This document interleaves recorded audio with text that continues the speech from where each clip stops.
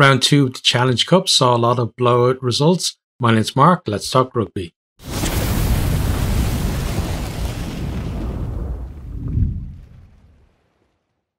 We're just going to go quickly down through the results of the games in the Challenge Cup.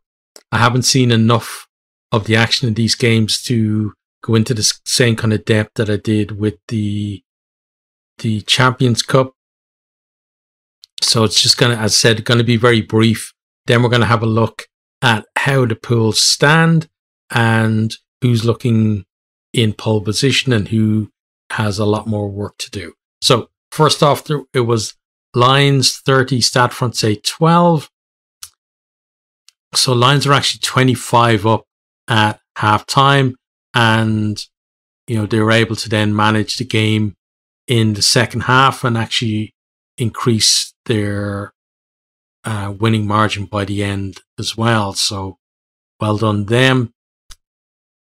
And somebody asked me today, as I record this, at least it's today, about how I feel about the target of the South African teams being competitive in European competitions within 5 years. And I said, yeah, that's fairly achievable for them. And European rugby, we see that what you put in is what you get out. Teams that focus on these competitions can do well, especially if they're already a team that are doing well domestically, like in whatever the URC or the top 14 or the Premiership. If you put your focus on Europe, you really can make inroads there and build a bit of a name for yourself. So I feel like the South African teams can definitely do that. And the thing is, once teams get into the knockout stages, then if you do put the effort in, you can go far in the tournament. There's nothing to stopping, South African teams making quarterfinals, semi-finals, finals, or maybe even lifting one of these trophies this season, because they have the talent in the teams, and it's just some of it is going to be a bit of luck. We've seen that, the best team, as it were, in the competition before the knockout stages or even during the knockout stages doesn't necessarily end up being the winners. Somebody gets a bit of luck against one of the big teams and they go out. So possible for the Lions or, even the Cheetahs to do well in this competition. The same then for the likes of the Stormers, the Bulls and the Sharks in the Heineken Cup as well. So yeah, Lions going to be happy anyway at this stage with a pretty decent home win there. Stade, not a great showing from them. And again, we always say about the French teams, what's going to happen to them from now? Are they going to just, decide to focus on the top 14, or are they going to try to turn the situation around for them when they're at home next? Okay, so then we have Brive 24, Connacht 31. So we had an early red card for Papi Leahy. He went off at about 20 minutes or so, and Connacht had already scored a try by then, but then they build up a decent lead. But then the second half, they have to hold off a pretty spirited fight back from Brive. Brive get themselves a losing bonus point out of that. Connacht, though, going to be very happy going away to France and getting that win. It's it's not something that you see all that often. So when they can achieve that, it should be celebrated. And they're looking good now. They're 2 from 2, but we'll talk a bit more about that when we look at the table. Next time we have Glasgow 26, Perpignan 18. So Glasgow get out to an early lead. Perpignan, though, do come back at them. They make it a close game. And Glasgow, it was like a 3-point game or something in the last few minutes, and Glasgow only sealed victory with a late try with 3 minutes to go. So, and that late try also denies Perpignan the losing bonus point, which they probably deserved given how close they made the rest of the game. But, you know, that's the way these things go sometimes. Next time we have Toulon 29, Bat 7. So Toulon at the bonus point by 54 minutes. Bat get a late try, but it's no real consolation to them at all. Like, they've been, you know, well beaten in that game. We then have Cheetahs 26, Scarlets 45. So Cheetahs actually score first after 2 minutes, but Scarlets, you know, they showed some really good form in this one, and, you know, they get their bonus point by 25 minutes.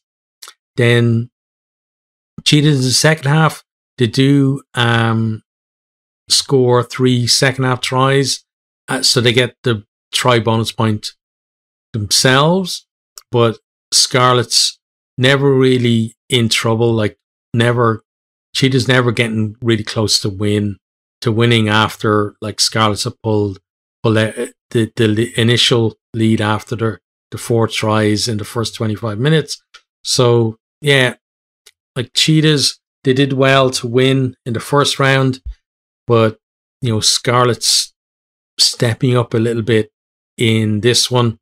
And even though it's not the URC team, it's still good for them to get a win away in South Africa, because that's something they can definitely build on. Now, on to Bayonne 7, Benetton 45. So Bayonne, they opened the scoring, but then from after that first try for them, Benetton pretty much dominate the game. Again, it's another one. They get the bonus point before half time. They then stretch away in the second half. But the result is going to be overshadowed by something that has come out today, and that is so Traore in their team, he revealed that they had like a Secret Santa, and someone put a rotten banana in his one as a joke because the guy is black. Like, and I can't believe that. Well, actually, unfortunately, I can believe it because of the world that we live in. That, you know, we think we're all so modern, and we are removed from the, you know, the people from the past or wherever, the way they behaved, but clearly not. Clearly, we've got a long way to go before we can stamp out crap like this, and hopefully to find out who did it, and then hopefully that person, you know, doesn't have a job once they do find out who it was that did it, because that kind of stuff is just, it's completely unacceptable. And the fact that someone thought that it was a joke to put that in, like, his Secret Santa it's just, as I said, just disgusting. Yeah. Sorry, I'm getting angry about this shit. But let's move on. So Newcastle 10, Cardiff 47. So this is another one where, you know, one of the teams has their try bonus point before half time. Newcastle never really came close to Cardiff at all in that one. And you can kind of see like that Newcastle, they're going to struggle in this competition, I think, this year. And maybe one of the teams that doesn't make it to the knockout stages. We then have Dragons 21, POW 27. So I had high hopes for the Dragons in this one. I've really liked how they have been improving during the season and not being kind of the whipping boys along with Zebre and the URC. The game did seesaw a bit, you know, going back and forwards between the two teams. Dragons were actually leading with 20 minutes to go, but POW were able to pull ahead and snatch victory in those last 20 minutes. So well done to them. Again, you know, a French team traveled away from home, and, you know, not a fancied French team either. They put in the performance and they get the win. So well done to them. Dragons, they do get the losing bonus points, so they still in not a terrible position after the first 2 rounds. Next, then the final game was Bristol 35, Zebre 19. So yet again, Bristol have their bonus point before half time. Zebre's tries were very late and, basically just consolation tries, like no real chance of them of mounting a decent comeback or anything. And it's kind of disappointing after the, coming so close against Toulon in the first round. And then, just they go away from home and they never really perform. So I still have hopes, though, that they might actually get a win in the pool stages before we're done. They have 2 more games to try and do it. I don't think they're going to make the knockout stages, though.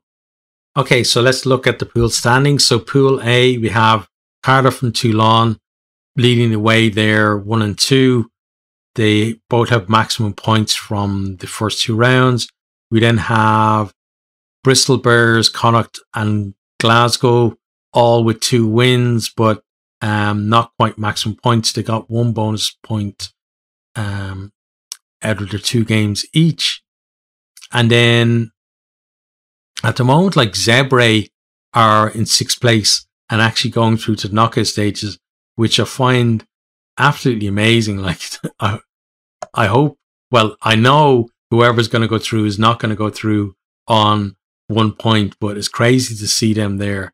And that 1 point was hard won against Toulon as well. But still, you've got Bath and Brive also on 1 point, Perpignan and then the Falcons propping up the table, both on 0 points. So basically, of that group, it looks like whoever nicks a win in the final 2 rounds has a great chance of actually getting through. And especially if they pick up, a bonus point either in the win or in their other game as well. Like you could see maybe somebody with 7 points going through from this pool at this stage.